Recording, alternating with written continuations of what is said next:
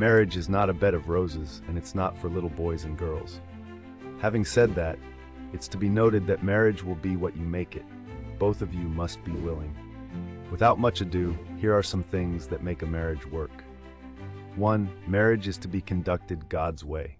God is the creator of marriage, and He has a manual on how to work it successfully, the Bible. 2. Love. Love for the more significant part and trust only to an extent will make a marriage work.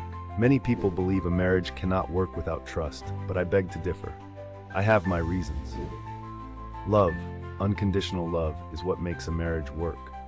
Unfortunately, we don't see much of that in marriage these days. 3. The willingness to adapt to each other. Couples must not have a dogmatic mind about rules in their marriage if it will work. Flexibility is vital in many areas. 4. Friendship.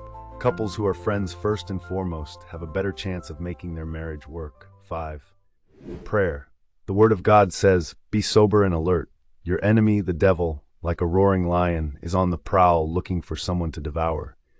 6. The ability to play. Being lovingly playful with each other adds a lighter mood to marital relationships.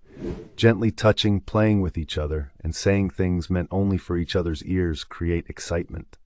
7. Distraction must not be allowed.